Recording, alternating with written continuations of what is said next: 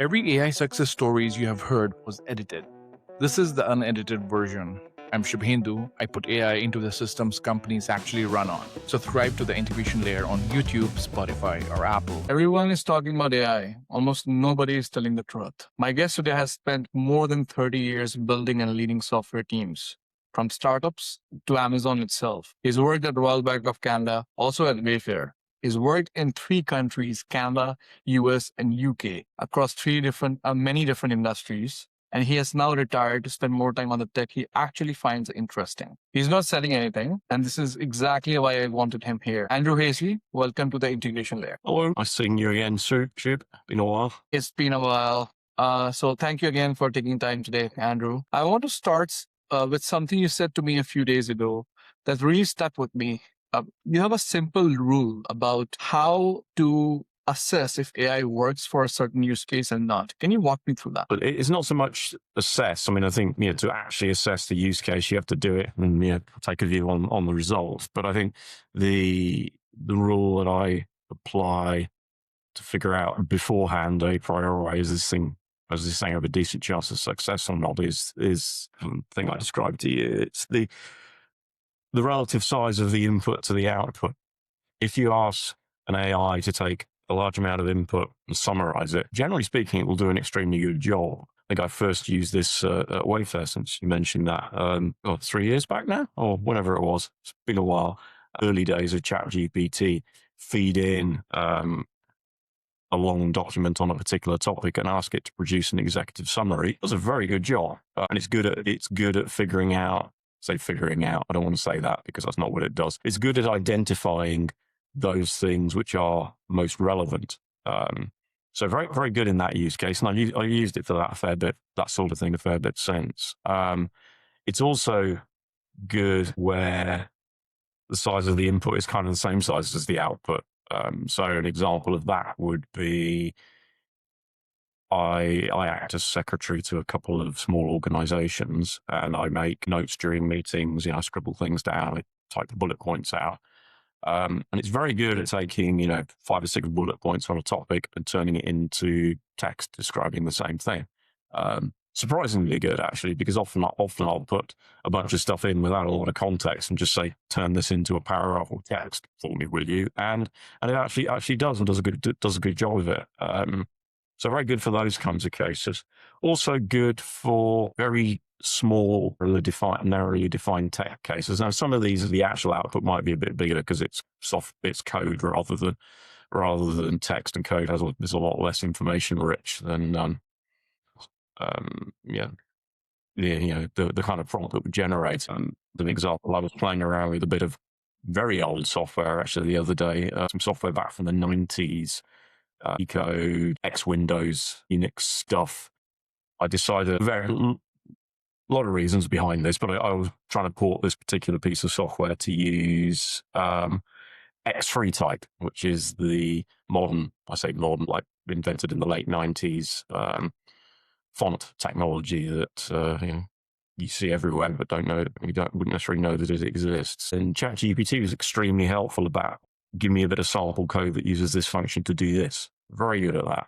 Definitely saved me a load of time. But those are the kind of cases where it works really, really well. But then when you go to the case where you give it a small amount of input and say, give me a lot of output, I've never seen good results from that. I mean, let me give you one concrete recent example. So I play the French horn, not very well, but I play it.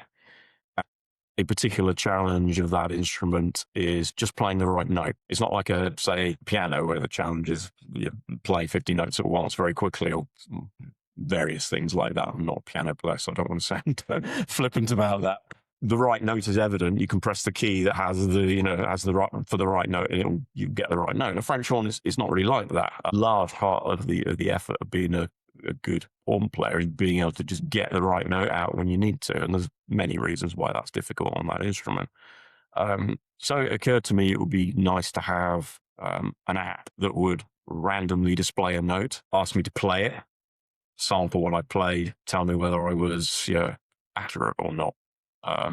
not conceptually a very difficult thing to do. There's plenty of tuner apps out there you can already get that will tell you what note you're playing, and simply generating a random note and then comparing the two would seem fairly straightforward. So I put a short spec for that. I actually did it twice, did it with Claude as well, Claude and Cursor. So I put a short spec for that app into the AI, Claude command line and the Cursor equivalent, with that information saying, create me a Swift app to do that. I'll do an iOS app because I'm an Apple user. And well, what came out was garbage. I mean, it was able to produce an app that started. That's pretty impressive. I mean, that in itself is useful, given I've never written a Swift app. That would definitely save me time if I was starting from scratch. But in terms of the app itself, there were all sorts of things wrong with it. I have no idea what it thought it was trying to do when it came to figuring out the pitch of the note, for example. Didn't use any technique that I'm aware of that would make that work. And also, actually, now I remember it couldn't redraw the notes properly. It put the lines on the wrong side, and it was all over the place. And I did have a look through the code that was generated, and it was dense and pretty obtuse. Now, that doesn't surprise me. If you think about if you were to take a very junior software developer who didn't know anything about music, had no domain knowledge, had never really written an app before, or at least never written anything themselves from scratch, gave them that description, they might well come up with something just as bad. But I think, a lot of people get fooled into thinking because the AI can spit that stuff out quickly, it's going to produce something that works correctly. And I just don't think that's the case most of the time. It might look like it works sometimes. I mean, for more commonplace types of application, it might produce something that kind of seems to do the job. Reality is, though, that most of the time it's producing very, very poor quality code. Now, that's not to say it's not useful. Given enough time and enough description, it probably could have produced an app to do what I wanted. But I'm pretty sure I could have written it quicker myself with much less frustration and probably better quality, at least I hope, better quality code. So I think you can look at those three distinct use cases. The common factor is the size of the input versus the size of the output. I think that's a pretty decent rule of thumb as to whether this thing's likely going to work or not. So if I summarize correctly, if I understand this right, AI is a brilliant compression engine as per you, and a terrible invention engine. It's interesting because after we discussed about this, I was actually going through some notes of mine from paper. So in 2025, there's a research group which ran a proper randomized controlled trial with 16 experienced developers on real tasks. And the developers predicted that AI would make them faster, and roughly 20+%.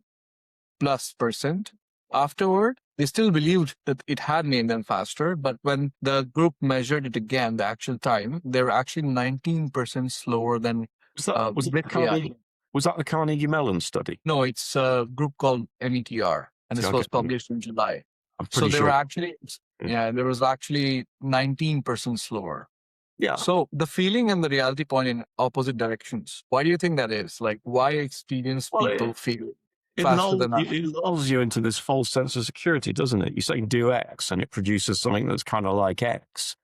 And you didn't have to spend all afternoon thinking about how to do it yourself. It's like, you just did it, and half an hour and there you were. You had something that kind of looked like X.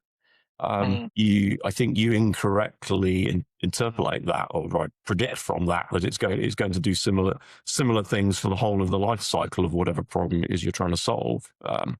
So you might, I think something I said previously when we were talking, if you take the life cycle of a software problem, product, whatever it is, you've got this much stuff and things happen over the life cycle. What the AI is very good at is moving things from one part of the life cycle to the other. It doesn't necessarily shorten it. So it's that sort of adrenaline rush of getting an absolute pile of stuff done really, really quickly, followed by the kind of whatever the opposite of an adrenaline rush, the letdown of realizing that what it did wasn't very good, and you've now got to go all the way back through it and rework it. So that study result does not surprise me at all. And I think the interesting thing, the thing that people should think about carefully, and I'm sure this knowledge will develop with time, is learning to use the AI to speed you up, like reliably. You know, I mean, it's back to all the way back to Fred Brooks. There is no silver bullet, whatever it was called. Well, there's still no silver bullet. There is no, as I think I'm going to paraphrase Brooks here. You might want to look it up to make sure I got it right later, but it's something like there's no innovation in technology or management process or technique that will produce more than an order of magnitude improvement in productivity within a decade. So that's and that's actually very optimistic that that there may actually be techniques which will double your product. And he was talking double, not base 10, double your productivity in a decade. That would actually be really, really impressive.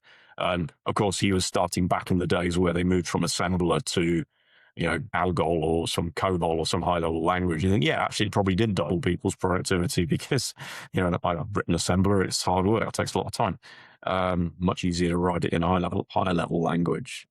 So I think that still applies. I've not seen anything about AI or what we call AI. Actually, let's talk about that in a minute. I've not seen anything about AI that would make me believe that we've somehow broken or have a solution to that rule. It just doesn't jump out at me if it's there. And I think the problem is that people are confusing AI, which is LLMs effectively. Well, there are other things, but what we're really talking about here is LLMs. People are confusing that with AGI, you know, artificial general intelligence. It's not, you know, it's a very, very clever inference engine. Some amazing stuff in there and some very interesting kind of rule sets written on top of that. You take something like Claude Code, it's very impressive what it can do. But we still have not solved the symbolic reasoning problem, which was where AI was sitting back in the 80s when I did my undergraduate degree. That problem hasn't been solved. It's not, you know, the LLMs have not come along and produced a general theorem solver that can, under all circumstances, understand that it's done something that makes sense or not. It's still using the same underlying LLM techniques. Now, there may be some progress from here. It might be that everything that's been built within the last few years triggers some new direction of research, which leads to that other problem being solved. And then we have AGI. Then it's a whole different conversation. But we're not there. Not close. Yeah, I agree. And I build these systems for a living. And at Cubitron, what we have noticed is, you mentioned about Claude Code, funny enough that we use it a lot.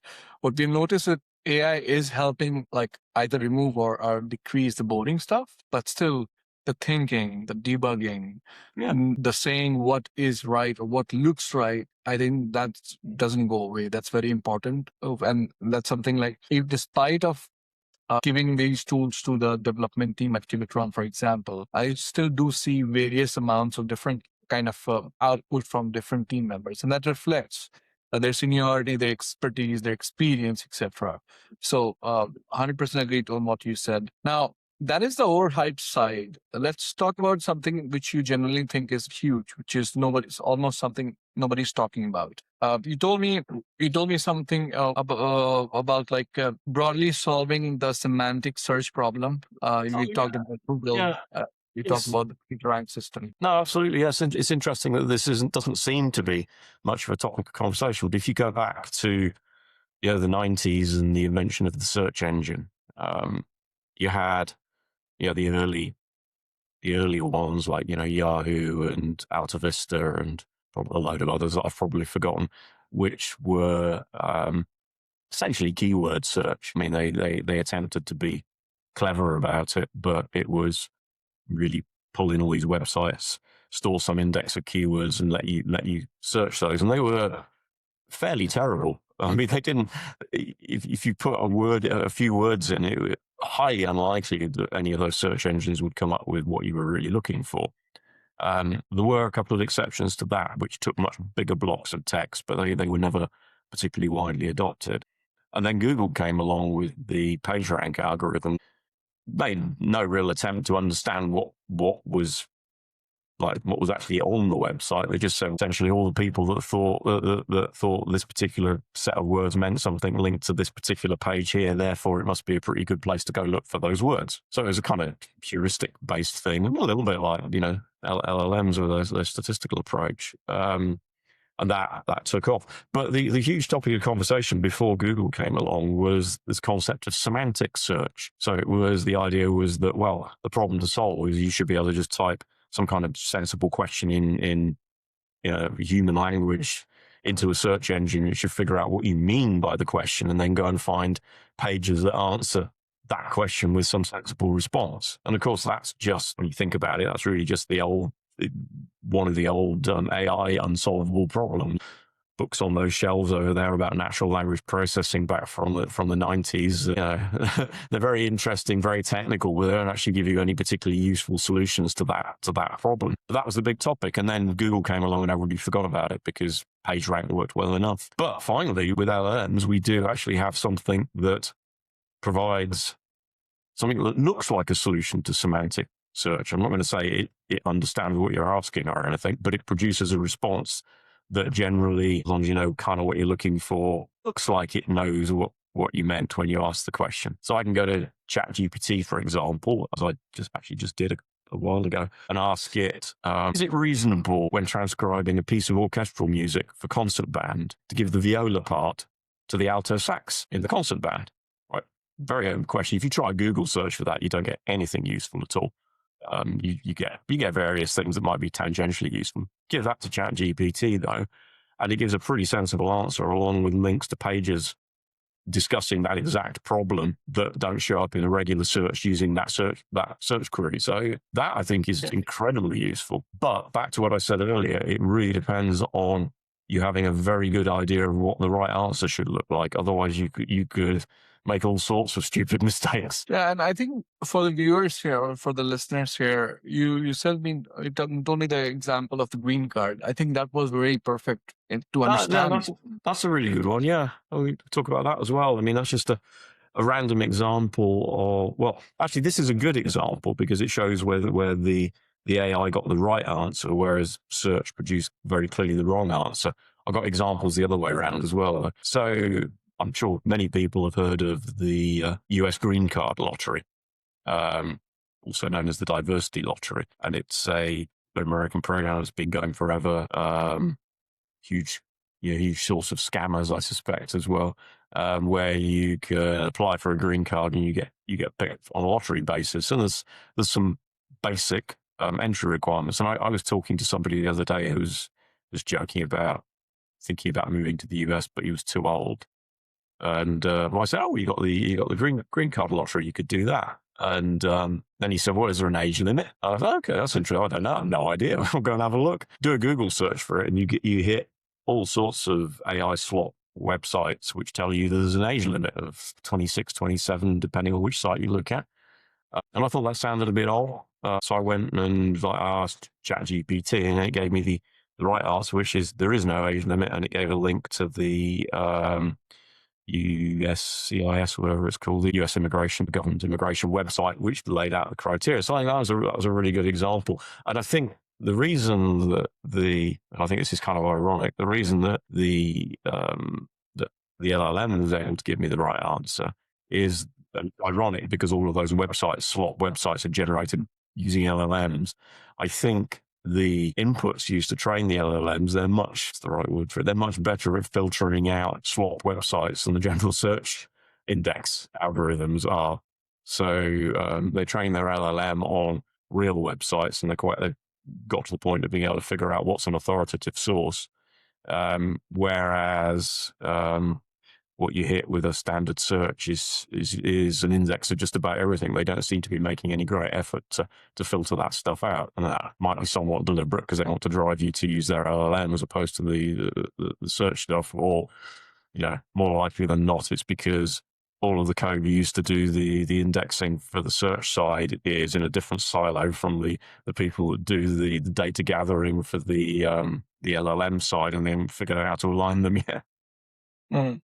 But that's an example in that direction. I can give you a good example in the other direction, though, where the LLMs are just plain wrong. Like to hear about that? Yeah, actually, just before that, because that's very relevant to what I'm about to share. After we discussed this, I actually looked up some reports, and this is just an estimate, but like it's still mind-boggling to understand that as per the last year, so 2025, the number of Google searches that led to a single or any website click has fallen by more than 60%. So like when we search and we used to go and look for links and go to various websites, now people are looking at the AI overview and then just not going anywhere. Now, Mhm. like we have said, Google search was that when ChatGPT was launched, but now the answer in certain cases is coming on, and even in Google without any source, or in Yeah. some cases, any source. What do you think we lost in that trade? And tell me more about I think that link. there's two things we are losing. And I think, to be fair to the LLM people, because they are now in many cases embedding links in their responses, so you can see where they got the answer from. To be fair, I think they do understand this problem. But I think there's two things we're losing. You could say that the internet was a downgrade from using a reference library prior to that, so along the same path. But people are losing the ability, maybe not the ability, but the willingness to research and answer properly. That green card question, for example, that's just a bad example because the LLM got it right and the LLM didn't. But, where the LLM just gives you an answer and it kind of looks fairly okay, and you don't go and click on the links and try to understand how it generated that answer. I mean, you're not using your brain there in a way that you probably should. Even if the answer's right, actually, you should probably go and look at the source material to understand it. So I think we've gone from a situation where if you wanted to find out about something that wasn't just like easily available, you go to a reference library and start with the index and maybe ask the librarian and find a book and read a bit of it and have a look at the references at the back of the book and go from there. You've gone from, you ask a question, you get an answer on what might be a very obscure topic, and you just accept the answer. So you've lost two things. You've lost probably the truth, because there's a good chance the answer is wrong when it's something obscure, and you've lost the ability to do that research yourself. And I think that's bad. I don't think that I'm constraining this discussion to technology. I don't think that bodes well for the future quality of software. Yeah. I think when you have a development team that just takes the answer it's given from the LLM and uses it without trying to understand, well, why did it give me that answer rather than this other answer? That's not going to make your software better. I'm very certain about that. Yeah. And yeah, so like same thought on that, because earlier we used to search and when we used to see, okay, this is coming from a published white paper or published paper from some reputed PhD graduate or someone like that. Versus this is coming from Tommy on Reddit, who Yes. is ranting about something. And we Yeah. used to make a judgment call that time. And it was inherent whether we were searching about something on Stack Overflow or we were searching something about any kind of like tourist places or restaurants. But I think now the more, despite that you just said that all these tools are giving the sources, how many can you expect, right? So eventually or some of the percentage will fall through gaps. We will not check, okay, I'm looking for an answer, I need it now. I'll just ask ChatGPT or Claude and I'll just believe what I see in the first place. Very few people at this point, because earlier it used to be, okay, I need to go and check those links based on the page rank. So now people are like I can't imagine in the way tools are designed today that how can we actually code those things and how many codes are we going to bring? Okay, this is the sources are X, Y, Z, but how many of them are you going to show? Because that's also going to bring another problem, and that's for a different time for our discussion, is the tokens. The more of the more of these information is given, the more token consumption is going to come back to. Which, anyways, but this takes us to something that you actually have been testing for years, whether these tell you the truth. So So I mean, talk about this. It's a controversial topic, and I absolutely don't want to discuss the topic itself because it's been done to death. But I started using this as a test because it fits very nicely the pattern of something that was widely reported or widely written about in one way, but which later on in a much more narrow, authoritative way was shown to be false. You know, if you're an expert in any particular technical area, you can go and find examples of this, but this one works because I think very many people, particularly in Britain, are familiar with it. Undoubtedly, if this video is going to be on YouTube, you're going to get some comments underneath that say this isn't the case, by the way, which would be quite entertaining. But the Brexit referendum, Yeah. Already we're getting negative comments here. There was a widely reported situation involving a company called Cambridge Analytica. And the reason I got interested in this was I listened to a very good Michael Lewis podcast on the subject of Cambridge Analytica. Michael Lewis is a very well-known author. He wrote Liar's Poker, The Big Short, Kneeball, a whole bunch of other books. Very good writer. He used to work in financial services, writes from a position of knowledge, but he's also very non-partisan. He just looks at stuff and says, this is what I think's going on here. So he did a very interesting podcast on Cambridge Analytica. And now this was a company that essentially their sell, well, they did various things, but part of their sell was directed advertising on Facebook. And they got into trouble because they used data taken from Facebook that breached various privacy rules and things in various places. They got into trouble. They got fined. I don't think they exist anymore. But the Michael Lewis thing was interesting though, because he interviewed somebody who'd worked for them, I think, right at the beginning of their existence, maybe a bit later. But he talked about how what they were selling it didn't work, or at least didn't work to any meaningful degree. Maybe it had like a tiny impact. He said, well, it just couldn't possibly work for all of these reasons. And he just found the whole scandal a bit silly because, they were selling a product that couldn't really do anything. But the story at the time with the Brexit referendum was that Cambridge Analytica were involved with the Leave side, which is why it's controversial, right? And that their technology had somehow influenced the result of the referendum, which, given I think it was a 1 million person margin, would have been quite impressive. Facebook posts persuading 1 million people to vote in 500,000, I suppose, to vote in a different direction seemed implausible, but it didn't matter. There were a lot of stories in the press about this, and reputable press as well. We're not talking Reddit here. It would have been on Reddit. Reputable press, BBC covered it, Guardian covered it, probably the New York Times. I haven't looked, but a bunch of big trusted media sites covered it and explained how Cambridge Analytica were involved and they may have had some impact on the results and it was a scandal and it should be investigated, et cetera, et cetera. Yeah. And in fact, I think one journalist might even have won, kind of amusingly, an Orwell Award for writing about this.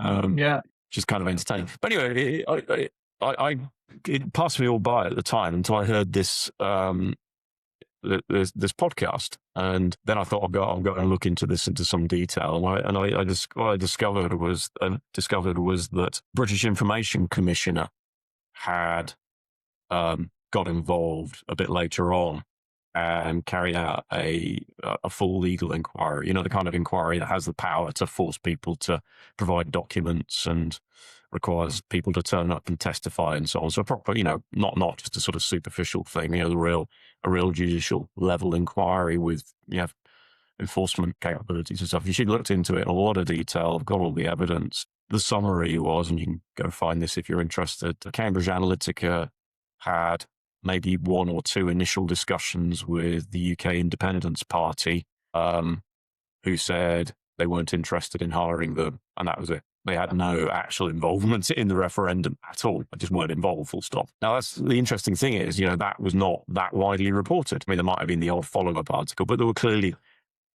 orders of magnitude more places saying that, yeah, they were involved and they had an impact than this like lone voice from the authoritative source saying, no, actually not. And it's because, the world had moved on a bit by the time that came out. So it wasn't really an interesting topic anymore. But then it's very sensitive because the person in question, for the viewers, the person in question here is the UK Information Commissioner, Elizabeth Denham. So in October 2020, the conclusion that she brought was Cambridge Analytica was not involved in the Brexit referendum beyond some initial inquiries.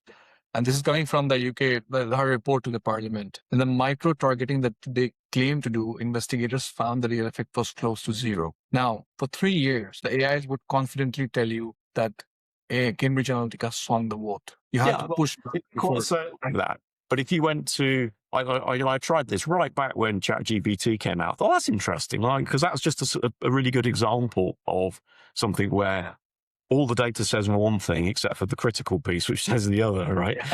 And so I asked ChatGPT, Gemini, and Claude, around about the same time, well, what was Cambridge Analytica's involvement in the Brexit referendum? And they gave me this great long thing about how they were involved and all this stuff, and that they may have swung the vote and blah, blah, blah. Right? They gave me the orthodoxy on the subject.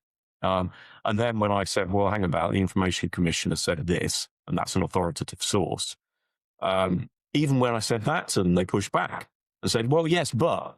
And then I said, well, no, this is the authoritative source. What are you talking about? And eventually, after several goes round, they were like, yeah, you're right. That's what happened. And I've been trying that again every now and again, and they've got better. They're not perfect. And it's a bit random, of course, because you've got certain randomness in the responses here. But they are heading towards the point where they do give the correct answer. They're not there yet, but it's got better. And I think I'm assuming is because they've got better at weighting truly authoritative sources versus scuttlebutt, basically.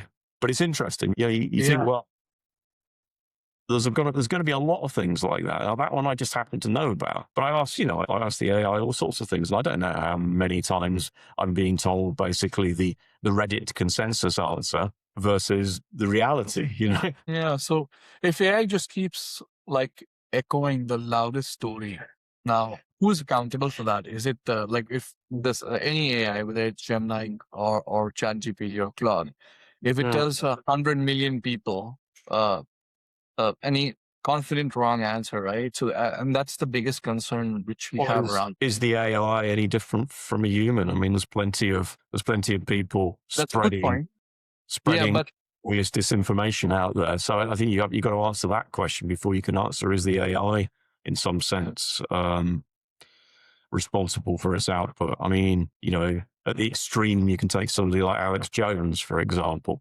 and eventually the legal system dealt with him in some way, I guess. But I don't know what the answer to this is. I don't know that it's reasonable or indeed practical to hold an AI company liable for the perfection of the answers that its product spits out. I mean, in many cases, who is going to be the arbiter of the truth? If it's a piece of maths or a piece of physics, there's going to be a right or wrong answer. Well, in those cases, there's not necessarily I guess if you go to ChatGPT and ask it, which is right, Mond or dark matter? I mean, we don't know what the answer to that is, right? So I don't know what it's going to say. So I don't know. I don't know that in many cases there is, a universally agreed and provable true thing. That said, the stuff which is so obviously disinformation. I mean, if you I don't get into another difficult topic, but there are clearly things around vaccines where there's some very, very good research that shows certain things, and then there's some very loud opinions that those things are not true. If you ask the AI, I would really hope it would tend towards the published peer-reviewed evidence rather than the loud voices. And if they allowed it to go more to those loud voices, you could argue that is, disinformation. Some pretty negative health impacts for people. And I'm sure there's... In fact, while I'm thinking about that, actually, I remember wasn't that long. This seems to have died down a bit, but back in the 90s, there were a lot of miracle cures for cancer being pushed. I'm not sure if the LLMs had been around then, they would have picked up that stuff and propagated. And it wasn't, that this was complementary medicine where it's like, well, it wouldn't do any harm, it might make you feel a bit better, so fine, go for it. It was all of that chemotherapy you've been told to take, that's going to kill you. You should buy our powdered muscle shells, I think was one of them, product, and take that instead. That's like seriously dangerous misinformation, right? So I don't know. I think there is some argument there, but I think also governments trying to decide who is like telling the truth and who isn't is a pretty slippery slope too. Yeah, and that's what keeps me up at night sometimes, because if the AI is as honest as what it learned on the internet till that day, and on the other hand, let's like come to the boardroom where companies are betting billions of dollars in this technology. So like, let me read this out for you. Like in 2025, MIT's NANDA initiative studied 300 real enterprise AI deployments. 95% of the companies had seen no ROI, no measurable gains. And that is against an estimated $30 to $40 billion invested. The projects that worked were narrow and specialized. The ones that tried to do everything stopped. And this is a research, like a report coming from MIT straightforward. 95% got nothing measurable. And you're talking billions here. And the spending is continuing to climb. Is that a technology problem or a story problem, in your opinion? I don't know. Well, it's a typical problem of, you've got a hammer and you're looking for nails to hit, isn't it? I saw the same thing. I mean, a much sort of lesser scale, you could pick, say, some of those robotic process automation tools that were widely adopted by big companies. I think most of those projects saw very little ROI. And certainly if you looked at the lifetime of the product, it would have been very negative because they embedded all sorts of problems that were then going to be very difficult to fix later. But that doesn't mean to say there weren't any good deployments of RPAs. I bet there's some out there that were really good and work very, very, very well. And I'm pretty sure the same would apply to AI. If you just come in and say, we need to use AI everywhere, get going, people are going to try it and do all sorts of crazy stuff that doesn't really work. But if you say, I don't know, we've got this very constrained problem around interpreting this existing data set that gets updated regularly, and we've been doing this thing by hand forever, and it takes somebody a week to go through it. Can we train an AI to do that same thing? You might well get a really good payback. I'm thinking, things that look through, say, collection of accounting data, for example, looking for kind of interesting patterns and stuff. If you're very constrained with the question you're asking, and you've run through that process multiple times and calibrated the output versus the input using a human, I could see that potentially would allow you to automate something in a way that you couldn't previously have automated and save yourself an awful lot of time in the future. I mean, good example would be, like I think I mentioned this earlier about writing meeting minutes. That's clearly a repeatable thing that works. Saves me a lot of time. I'm very confident that over the life cycle of that project, assuming I live a few more years, I'll have saved myself hundreds of hours of time. I think that's brilliant. I don't see why that same thing shouldn't apply to certain categories of business problem, but very definitely the scattergun, we bought Claude, go use it to solve everything approach is just not going to work. I mean, I read recently that Amazon have backtracked on this quite a bit internally. I think they had some kind of dashboard that would show who was using AI, how much, to what extent, and that was part of that person's sort of KPIs. But I think they realized that then people were just burning credits to get themselves high up on this list and weren't necessarily producing anything useful with it. So they backtracked on that, and they now just say quite sensibly, I think use AI where you think it improves your productivity. And over time, it's the right word for it. The results will be clear from them internally as some of the scale of Amazon. They'll see certain employees are their most productive, and they're like, being Amazon, they'll probably start measuring, their other productivity metrics versus that person's AI use and come to some conclusion about how good AI is for them.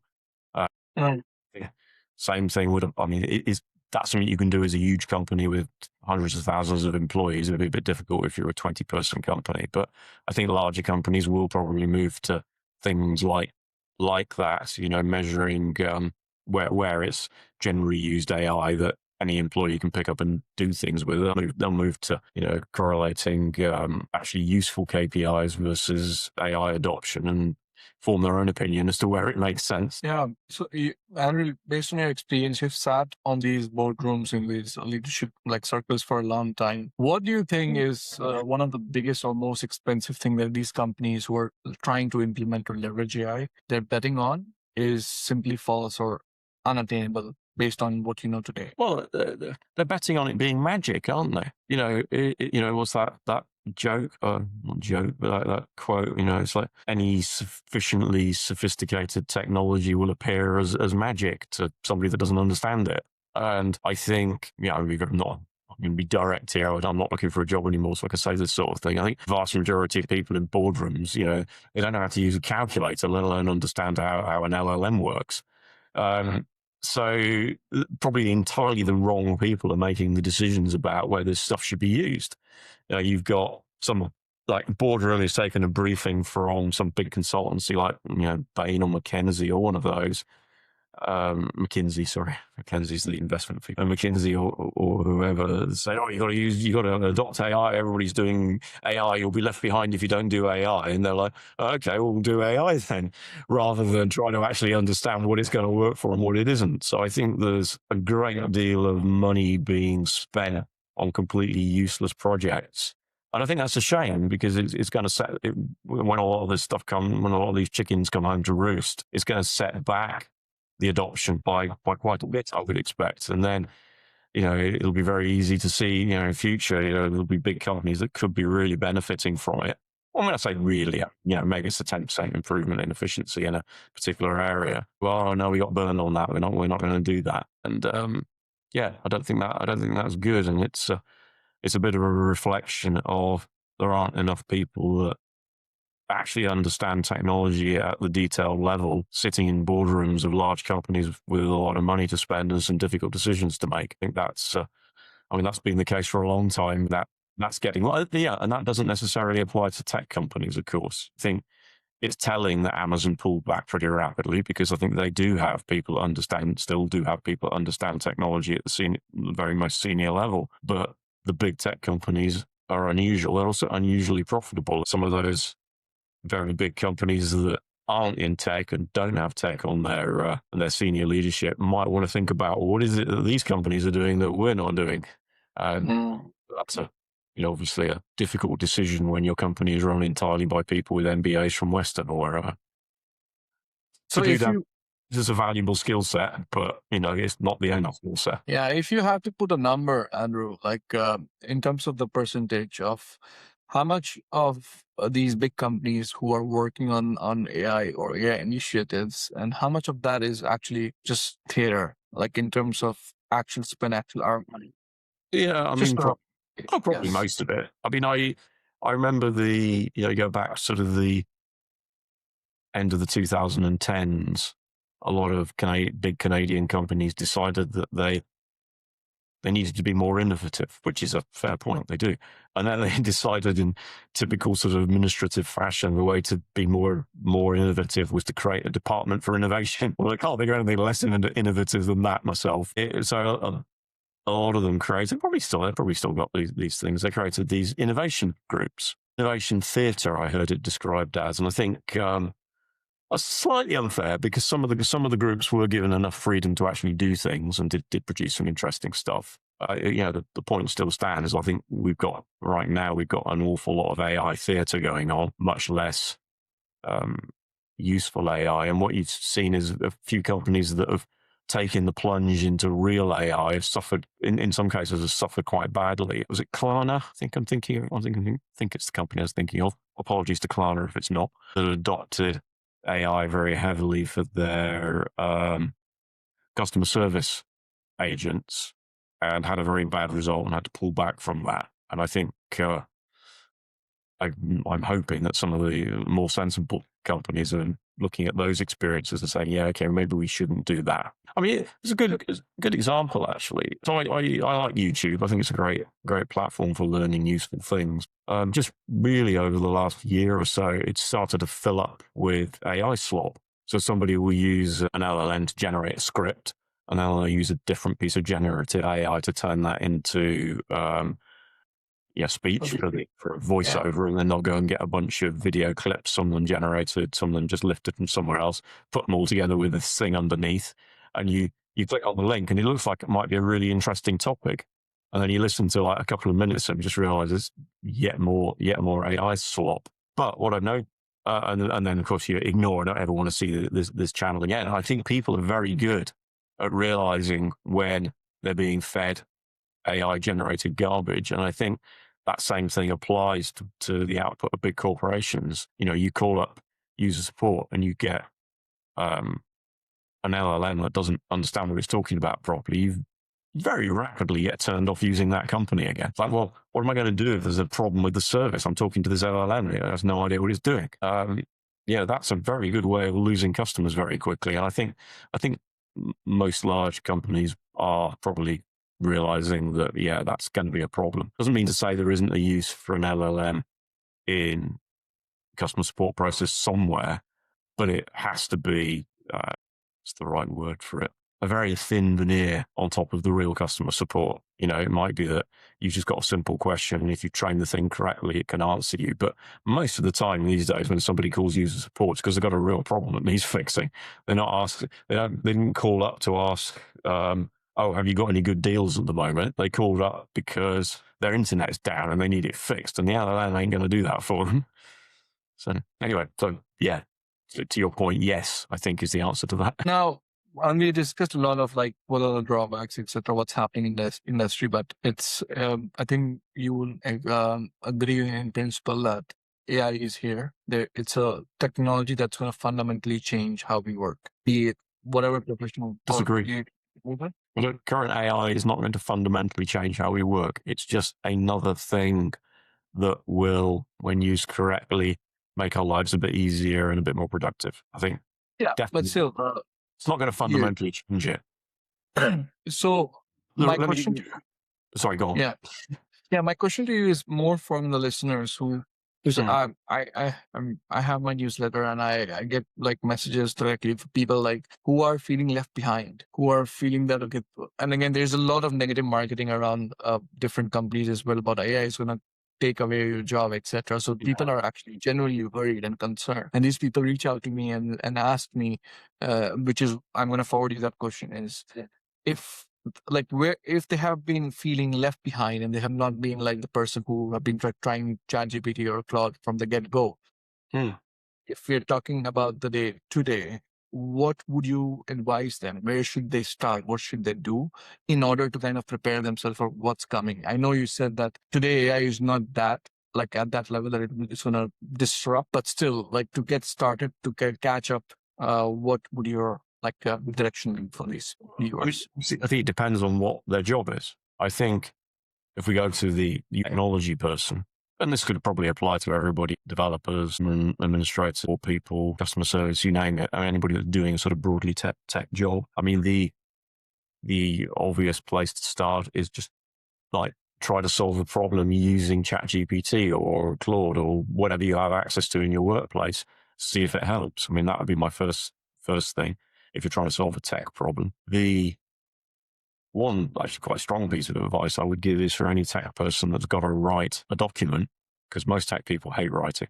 They hate writing human language. They're okay with computer language. They hate writing human language. Well, actually, that's an area where I guarantee that an LLM will help you. It will take a load off your mind. Go and write some bullet points or whatever the hell it is you're trying to say, put it into an LLM and tell it to turn that into English text or French text or whatever it happens to be.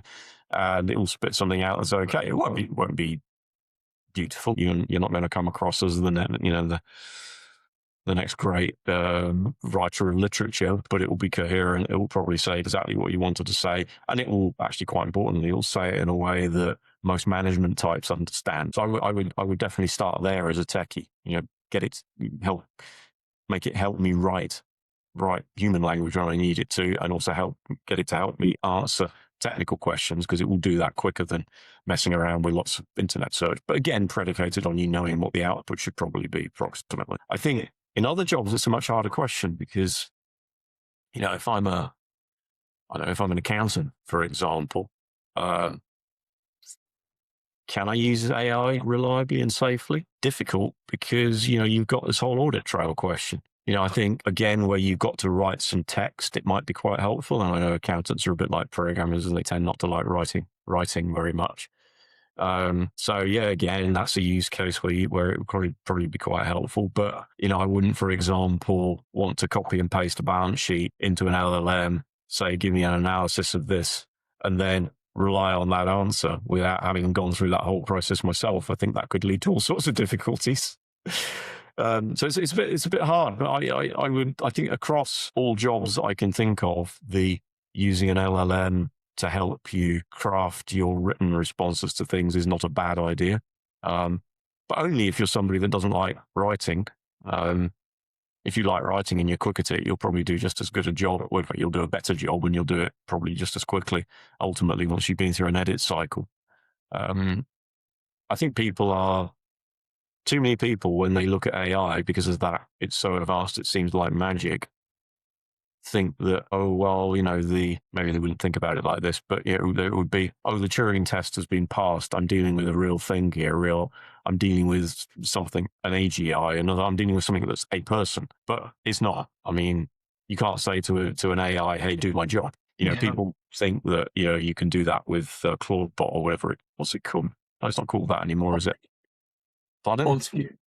Yeah, that people might think that can do it for them, and I'm sure there's some equivalents out there. Can't, I mean, it can like really, really mess things up for them, but it can't take over and behave like a human would do in that in those situations. So I think people are being somewhat hoodwinked over what this stuff can do, and it's not surprising when you have billions and billions of dollars being spent on marketing and advertising to convince them that this is the case. Yeah. I think you've got to get hands-on in detail with the output of one of these things to really get a feel for what they're good at and what they currently aren't very good at. I personally think we're pretty much at the limit of what an LLM can do. I don't think, it's when will we have AGI? Oh, another 10 years. I think we're in that stage now, right? When we're going to have nuclear fusion, another 10 years, right? So, I think we'll have nuclear fusion before we have AGI, by the way, but that's a different. So the honest message, if I have to synthesize what you just said, is we should not learn the tool, but rather than what are the edges of the tool based on your job profile. What are the things that the tool cannot do? You should know that. The limitation of that. And if you're a programmer, don't fall into the trap of using Claude for everything and getting other people to review out the problems. I mean, this is a pattern I've heard from a few big tech companies, actually, where developer will be at the very junior end, having not really learned how everything fits together, will get Claude to do a piece of work for them. It will probably produce something which kind of works, and then they'll submit that as a commit to whatever, version management system they're using, and ask somebody else to review it. And the reviewer will look at it, the reviewer being a much more experienced person, they'll see just an enormous amount of code that doesn't necessarily do the job very well. And then they'll go through this loop of essentially giving the person feedback. They'll put that feedback into Claude and have Claude update its output. And you go through this loop. I'm hearing that that's actually quite a common anti-pattern in large environments. And just my advice would be just do not fall into that trap. Because you'll never learn anything there. Well, ultimately, you'll probably get fired as well. It's very important that you understand what the output should look like. Then once you do that, and maybe you say to Claude, do this, you can see what its output looked like and think, yeah, it's not quite right. Give it some updated instructions. It does a better job, and then you hand edit the result, and possibly that took you less time than doing it yourself. I mean, particularly for things like, user interface code, that might work quite well because you tend to have to write tons of boilerplate and it's not concise, But anything where it's like you're dealing with a complex, highly optimized code base, using an LLM to make major changes to that is a recipe for disaster. And if you do that particularly as a junior developer, you're going to damage your career quite badly, would be my expectation. Yeah, I think I'll add one thing there. A little different than what you said, but like those who are wondering where to start, what to do, the people who will win will not be the people who trust AI the most. Actually, they will be the people who know when not to. And that's very important to know the difference. There's a fine line of relying on the tool, which again, using all these tools to kind of augment yourself is good, but then you should know the limits of it. And you should know exactly, again, adding to what Andrew just said, that you should know exactly when not to. What are the guardrails you should be putting in your work to kind of make sure you do not fall in that trap? But thank you so much for that. And I'm sure the listeners, the viewers will appreciate that advice. Now, we do one thing every episode, Andrew, and this is like you asking a question for the next guest for our next episode. Yeah. Since Michael McKernan, I think you guys have worked together in the past. So what do you want to ask him around AI? So Michael's a very, what's the right word for it? Broad-based guy, is the way I put it. He knows a lot of things in a lot of different domains. He's not your typical techie. In my experience of working with him, which is good, by the way. I highly recommend knowing about lots of things that aren't technology as a techie. So I'm very, and something I sort of wrestled with, particularly with on the music side of things. I'm interested in his opinion of the uses of AI in a business, professional, maybe scientific environment where possibly artistic quality isn't the number one requirement, right? Versus the use of AI in a creative environment. And, my examples would be, there's a lot of AI generated music, some of it's been quite successful, but to me, it all sounds kind of soulless. It doesn't have that sound of something produced by a person. It doesn't have that, what's the word for it? Inner spirit in it, or however you want to put it.